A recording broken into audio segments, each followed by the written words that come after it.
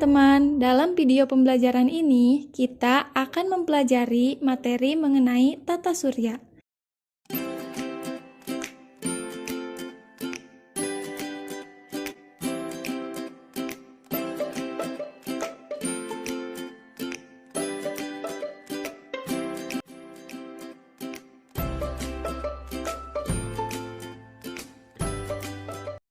Melalui penggunaan media video pembelajaran ini, diharapkan peserta didik dapat memahami dan menjelaskan sistem tata surya dan pengaruhnya terhadap kehidupan di bumi dengan benar.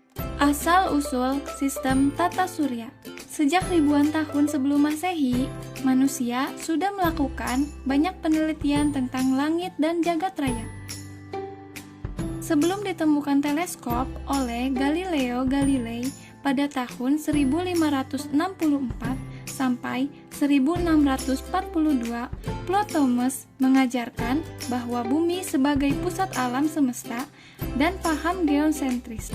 Galileo Galilei dengan teleskopnya menemukan fakta bahwa perubahan bentuk Venus seperti Venus sabit atau Venus purnama sebagai akibat perubahan posisi Venus terhadap matahari ketika beredar mengitari matahari. Fakta tersebut memperkuat teori heliosentris dari Nicolaus Copernicus pada tahun 1473 sampai 1543, yaitu matahari sebagai pusat alam semesta.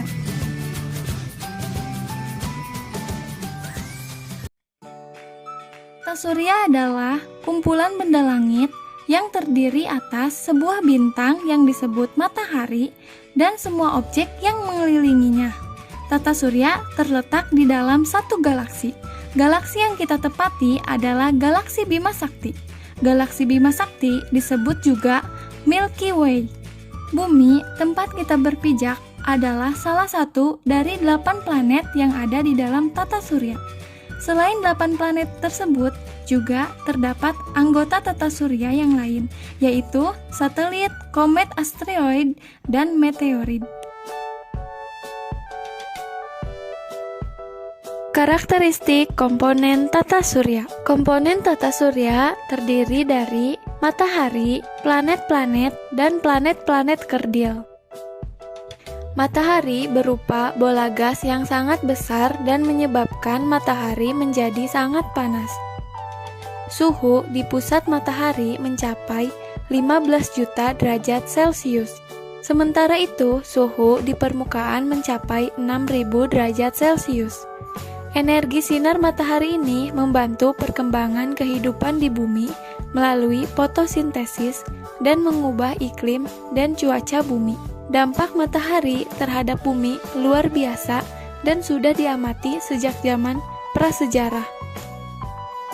Planet adalah benda angkasa yang tidak memancarkan cahaya sendiri dan beredar mengelilingi matahari. Semula dalam sistem tata surya terdapat 9 buah planet. Namun pada Sidang Umum Internasional Astronomical Union (IEU) ke-26 pada tanggal 25 Agustus 2006 di Praha menetapkan hanya 8 buah planet yang masuk ke dalam sistem tata surya. Pluto dikeluarkan dalam anggota tata surya. Planet-planet dalam tata surya dapat dikelompokkan berdasarkan masanya dan jaraknya ke matahari. Berdasarkan masanya dikelompokkan menjadi planet bermassa besar atau planet superior dan planet bermassa kecil atau inferior planet. Planet superior yaitu planet Jupiter, Saturnus, Uranus, dan Neptunus. Sedangkan planet inferior yaitu Merkurius, Venus, Bumi, dan Mars. Berdasarkan jaraknya ke matahari, planet dapat dibedakan atas 2 kelompok planet, yaitu planet dalam atau planet interior dan planet luar atau planet eksterior. Planet dalam yaitu planet-planet yang jarak rata-ratanya ke matahari lebih pendek daripada jarak rata-rata planet bumi ke matahari. Kelompok planet dalam adalah Merkurius dan Venus. Adapun yang termasuk kelompok planet luar adalah Mars, Jupiter, Saturnus, dan Neptunus. Teman-teman, untuk memahami lebih jauh mengenai ke-8 planet tersebut, mari kita pelajari karakteristik pada 8 planet tersebut.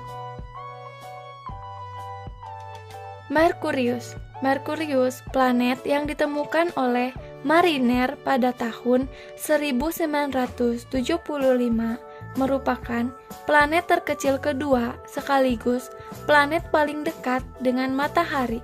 Jaraknya yang hanya 57.900 km dari matahari membuat Merkurius memiliki suhu permukaan yang sangat tinggi, yaitu 467 derajat Celcius. Merkurius tidak memiliki atmosfer dan tidak memiliki satelit alami. Venus. Venus memiliki ukuran, massa, komposisi, dan jarak ke matahari yang sama dengan bumi. Namun, Venus tidak memiliki lautan dan hanya ditutupi atmosfer karbon dioksida yang tipis. Sifat gas karbon dioksida sebagai pemicu efek rumah kaca mengakibatkan Venus memiliki suhu permukaan 450 derajat Celcius sampai 475 derajat Celcius, suhu yang mampu untuk melelehkan timbal. Selain itu, titik-titik asam sulfat H2SO4 yang ada pada atmosfer membuat Venus tampak sebagai planet yang berwarna kuning. Venus dikenal dengan planet bintang pagi atau bintang timur atau bintang kejora. Bumi. Bumi adalah satu-satunya planet di tata surya yang dapat dihuni. Atmosfernya terdiri dari nitrogen dan oksigen, mampu melindungi manusia dari bahaya radiasi matahari dan membakar meteor yang jatuh ke bumi. Bumi berjarak 1.409.600 km atau 1 SA dari matahari. Bumi memiliki satu satelit yang bernama Bulan.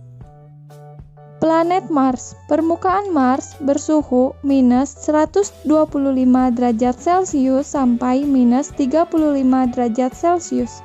Banyak mengandung besi oksida, membuat Mars tampak sebagai planet merah.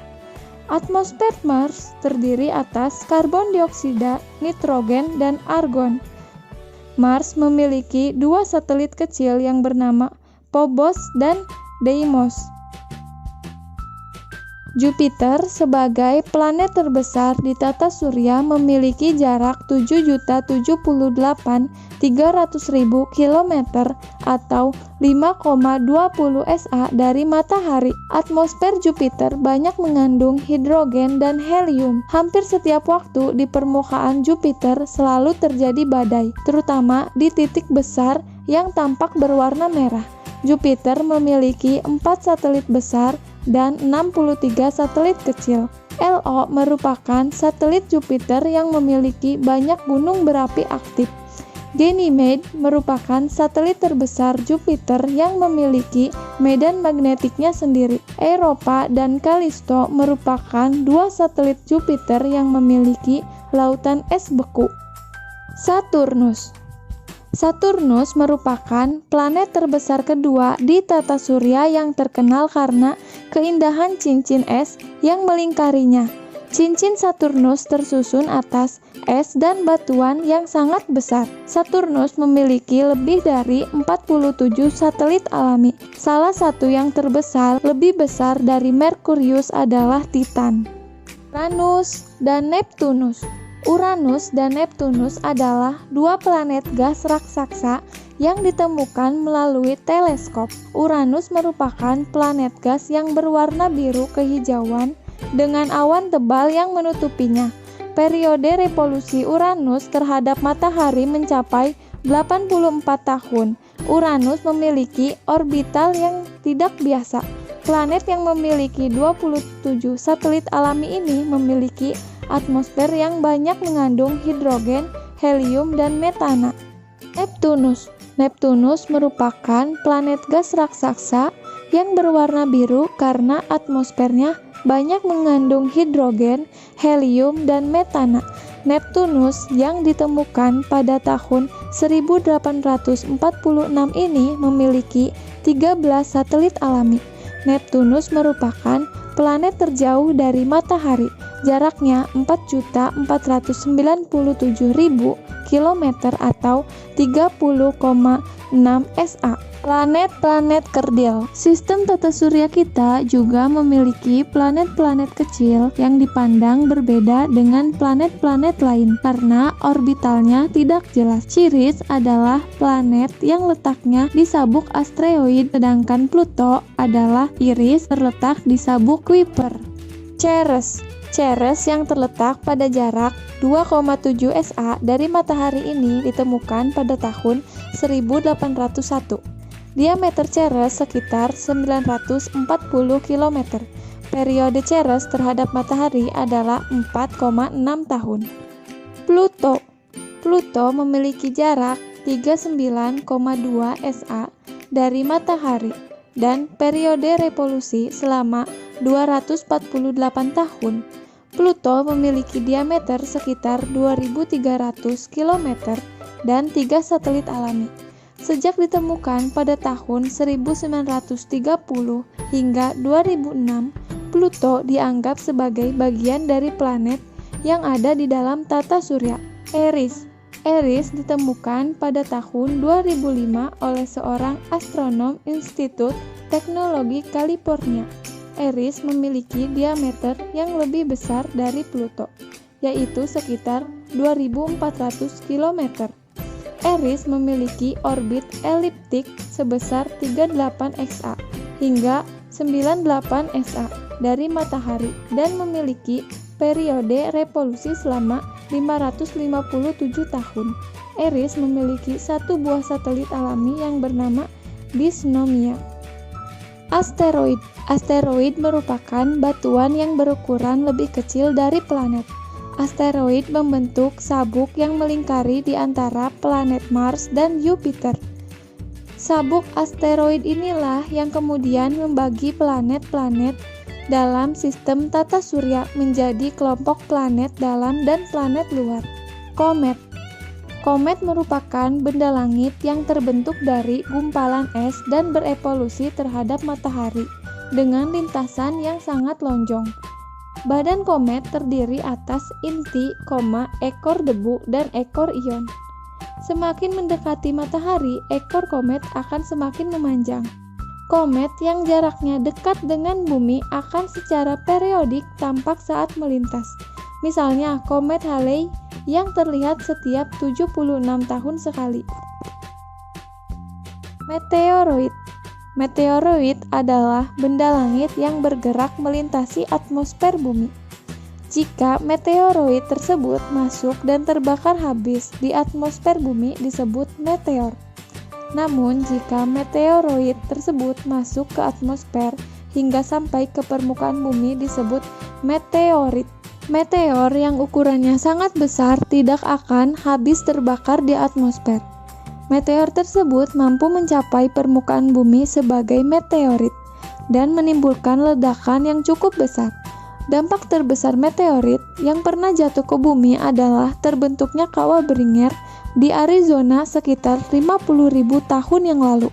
Meteorit yang ditemukan di bumi kebanyakan merupakan batuan yang mirip seperti batuan penyusun mantel bumi. Gerak planet-planet. Gerak benda langit yang berputar pada sumbunya disebut rotasi. Gerak benda langit yang mengelilingi benda langit yang lainnya disebut revolusi. Periode rotasi bumi atau waktu yang diperlukan bumi untuk berputar satu kali pada porosnya adalah 23 jam, 56 menit, 4 detik. Periode revolusi bumi atau waktu yang diperlukan bumi untuk mengelilingi matahari satu kali adalah 365 1/4 hari atau 1 tahun. Periode revolusi bulan terhadap bumi adalah 29, 1,5 hari atau 1 bulan. Periode rotasi dan revolusi planet-planet dengan kecepatan yang berbeda-beda, yaitu sebagai tabel berikut ini. Gerak bumi dan bulan. Gerhana bulan dan gerhana matahari. Sama seperti bumi, bulan tidak memiliki cahaya. Bulan tampak bersinar terang karena memantulkan cahaya dari matahari. Namun, bagaimana jika cahaya matahari yang akan menuju bulan terhalang oleh bumi? Fase bulan. Gaya gravitasi bulan terhadap bumi mengakibatkan terjadinya pasang surut air laut. Air laut akan pasang saat permukaan bulan atau matahari menghadap langsung ke bumi.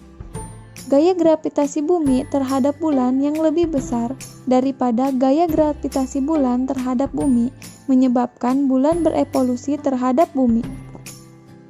Rata-rata waktu yang diperlukan bulan untuk berevolusi terhadap bumi sama dengan rata-rata waktu yang diperlukan bulan untuk berrotasi pada sumbunya, yaitu 29 hari hingga 30 hari.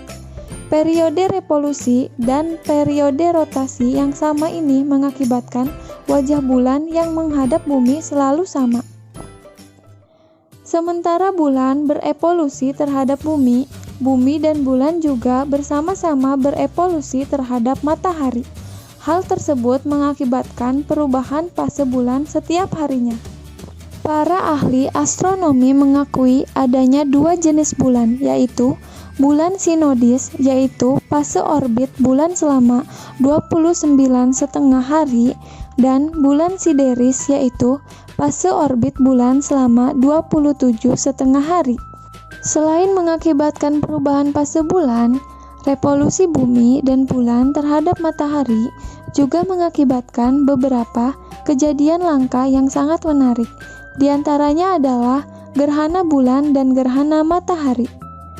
Gerhana bulan terjadi ketika bulan, bumi, dan matahari terletak pada garis lurus. Cahaya matahari yang menuju bulan terhalang oleh bumi, sehingga bulan tampak gelap. Gerhana matahari terjadi ketika bumi, bulan, dan matahari terletak pada garis lurus. Cahaya matahari yang menuju bumi terhalang bulan, sehingga bayangan bulan mengakibatkan bagian bumi yang tertutup tersebut menjadi gelap. Dampak terjadinya gerhana bulan bagi kehidupan di bumi. Yang pertama, terjadinya pasang surut air laut. Yang kedua, gangguan kehidupan bagi makhluk hidup. Yang ketiga, terjadinya cuaca yang sangat ekstrim. Yang keempat, malam hari menjadi lebih gelap. Dampak gerhana matahari bagi kehidupan di bumi. Yang pertama, mempengaruhi gravitasi bumi. Kedua, bisa merusak mata. Ketiga, terjadinya pasang surut bumi. Keempat, mempengaruhi perilaku satwa. Kelima, berdampak pada sistem tenaga listrik.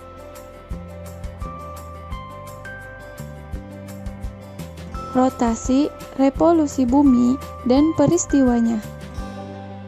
Bumi merupakan salah satu planet dalam sistem tata surya.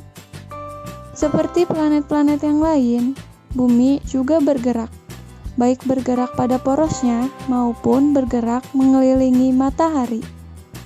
Skala revolusi bumi dalam satu kali mengelilingi matahari adalah 365 1/4 hari. Bumi berevolusi tidak tegak lurus terhadap bidang ekliptika, melainkan miring dengan arah yang sama membentuk sudut 23,5 derajat terhadap matahari.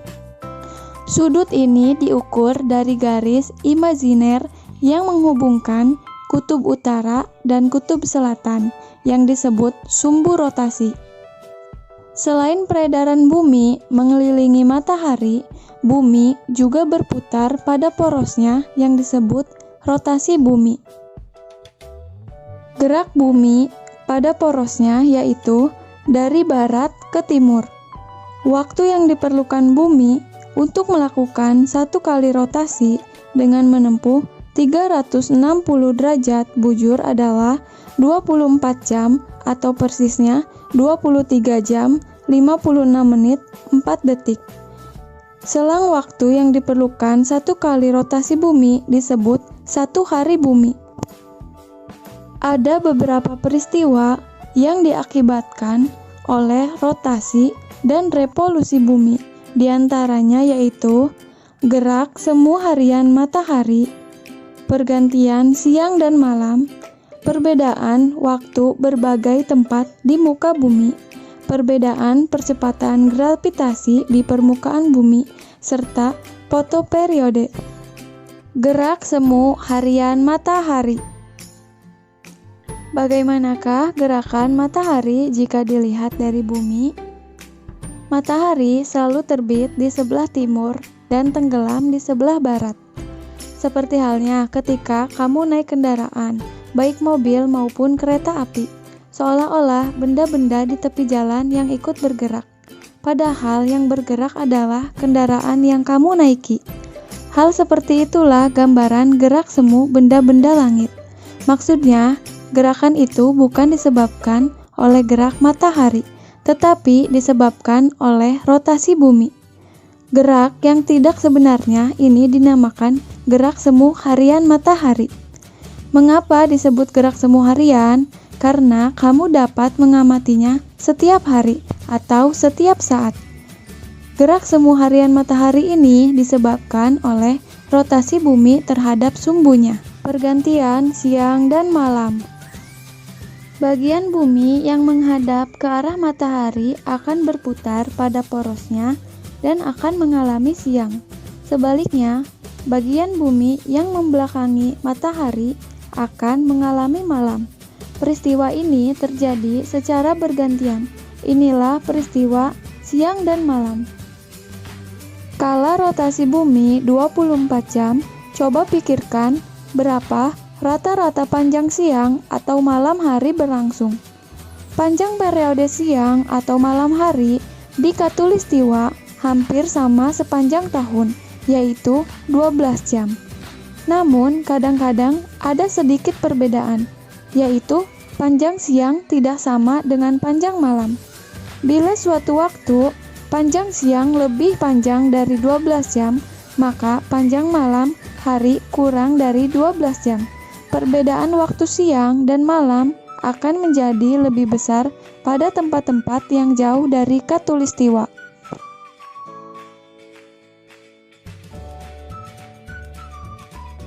Perbedaan waktu berbagai tempat di muka bumi. Kala rotasi bumi memerlukan waktu 24 jam, satu kali rotasi, semua tempat di permukaan bumi putarannya 360 derajat bujur. Berarti setiap derajat bujur ditempuh dalam waktu 24 kali 60 menit per 360 derajat, yaitu sama dengan 4 menit.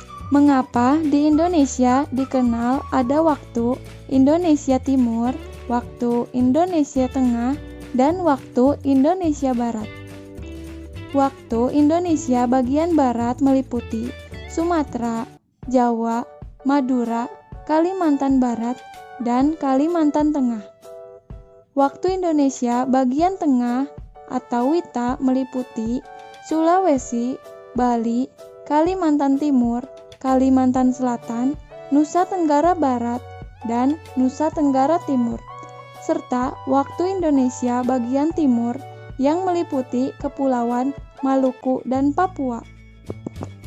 Indonesia terletak di antara 95 derajat bujur timur dan 141 derajat bujur timur. Artinya, panjang wilayah Indonesia adalah 46 derajat.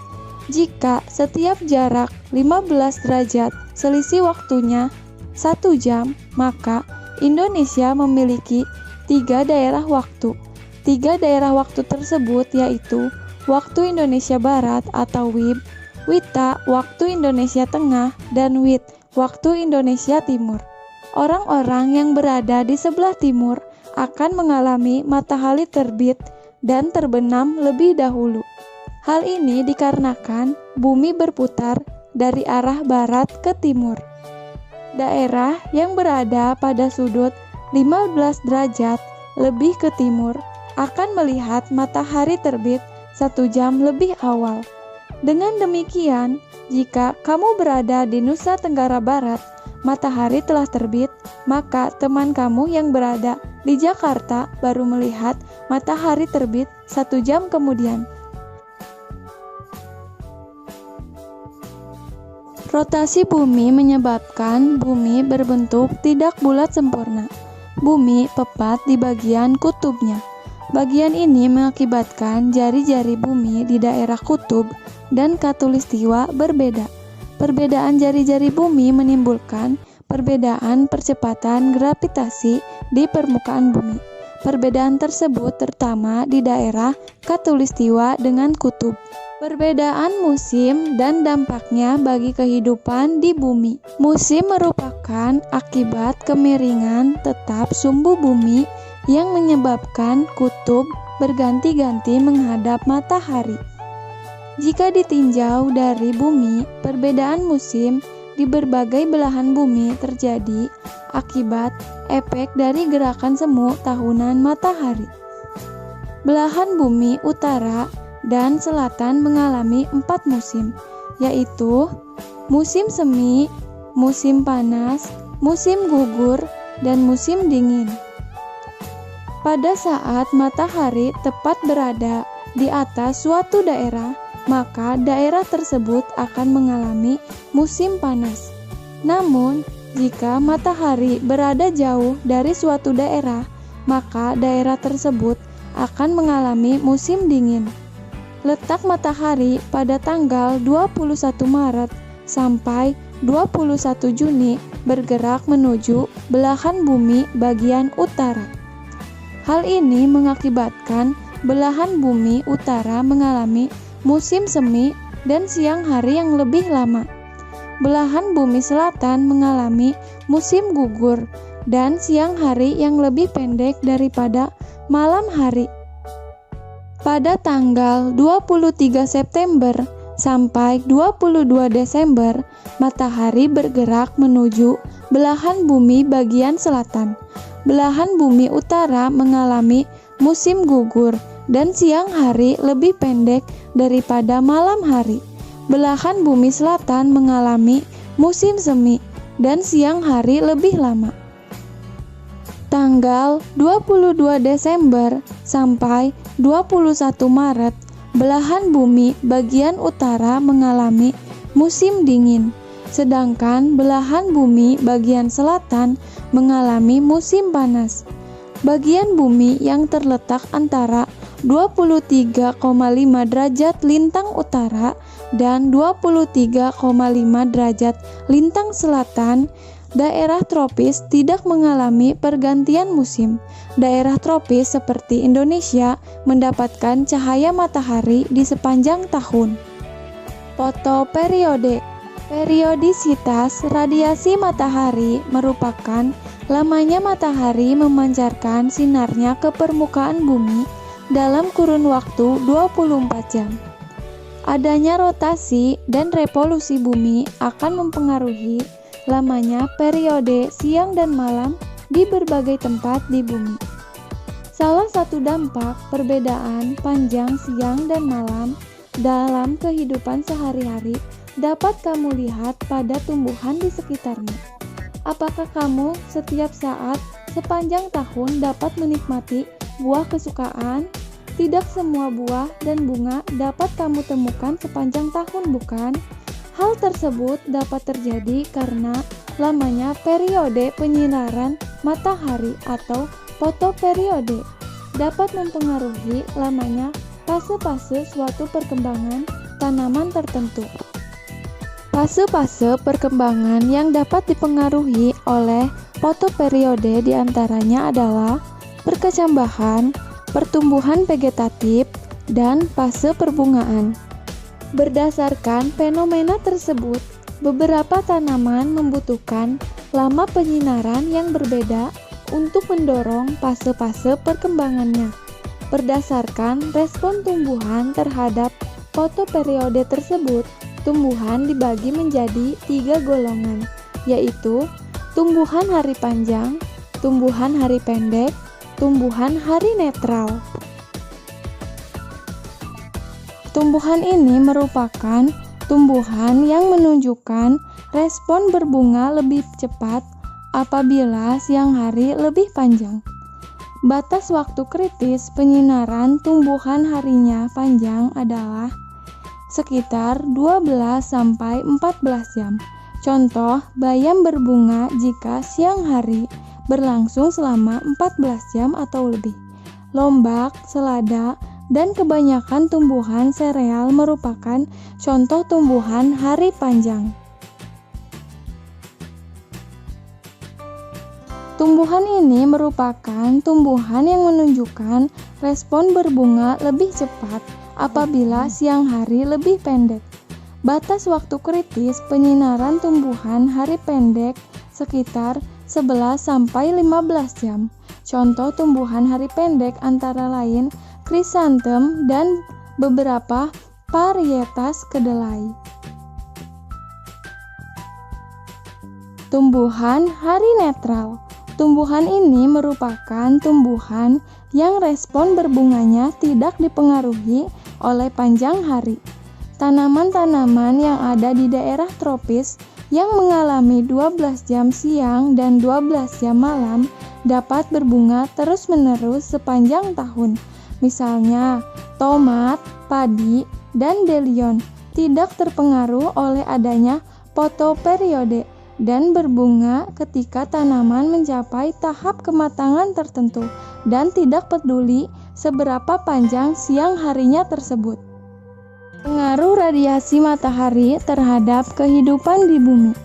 Bentuk bumi yang bulat mengakibatkan tidak meratanya cahaya matahari yang diterima di berbagai belahan bumi. Cahaya matahari yang diterima di belahan bumi utara dan selatan lebih sedikit dibandingkan dengan bagian ekuator. Hal tersebut mempengaruhi adaptasi makhluk hidup pada masing-masing belahan bumi. Di kutub, hewan yang hidup memiliki ciri berbulu tebal. Bulu tebal tersebut membantu hewan untuk mempertahankan diri di cuaca dingin. Di daerah ekuator, hewan yang hidup memiliki ciri berambut tipis. Bulu tipis ini berguna untuk mempermudah penguapan cairan tubuh hewan akibat cuaca panas. Teman-teman, terima kasih karena sudah menyaksikan video pembelajaran ini. Silahkan teman-teman menyiapkan alat tulis untuk menjawab soal pilihan ganda dan esai pada kuis yang ada dalam video ini.